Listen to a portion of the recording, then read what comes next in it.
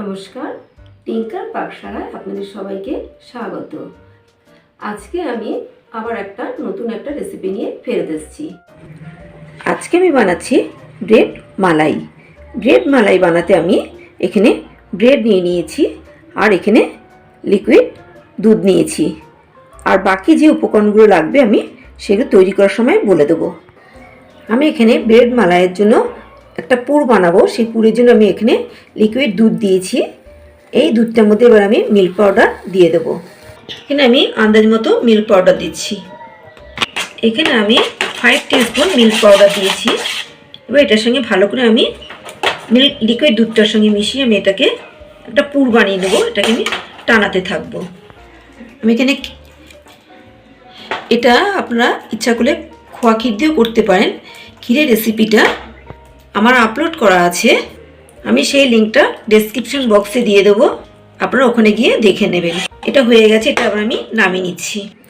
আমি এখানে লিকুইড দুধটাকে আগের থেকে ফুটিয়ে নিয়েছিলাম। এবার এটাকে আমি ঘন করার জন্য বসিয়েছি।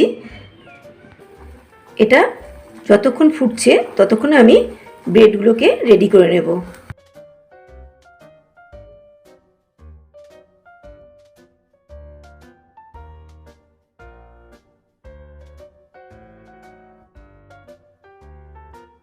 দুধটা ফুটে গেছে, এখানে আমি একটু মিল্ক পাউডার আমি মিশিয়ে গাঢ় করে নেব।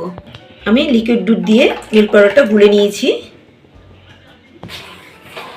এবার আরেকটু আমি এটাকে ফুটিয়ে নেব। আমি যে পুরটা তৈরি করেছিলাম সেই পুরটা আমি এর ভিতরে দিয়ে আমি রোল করে নেব।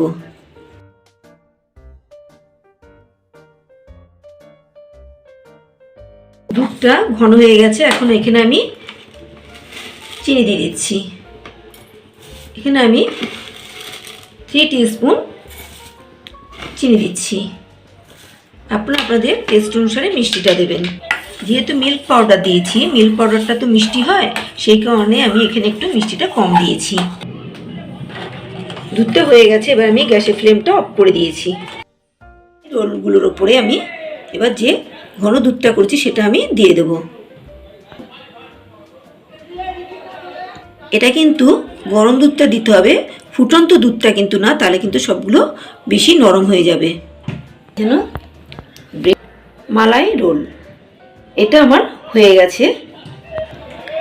আমার এই রেসিপিটা আপনাদের যদি ভালো লেগে থাকে বন্ধুদের সঙ্গে এটা শেয়ার করবেন। আমাকে অবশ্যই কমেন্টসে লিখে জানাবেন কেমন লাগলো আপনাদের। যারা আমাকে এখনো পর্যন্ত সাবস্ক্রাইব করেননি অবশ্যই তাদের কাছে অনুরোধ রইল সাবস্ক্রাইব করার জন্য। সাবস্ক্রাইব করার পর পাশে থাকা বেল আইকনটিকে ক্লিক করে দেবেন, তাহলে যে আমি নতুন নতুন ভিডিওগুলো আপলোড করব সেই ভিডিওগুলো সর্বপ্রথম আপনাদের কাছে পৌঁছে যাবে। আজ এই পর্যন্ত, আবার দেখা হবে নতুন কোনো রেসিপি নিয়ে।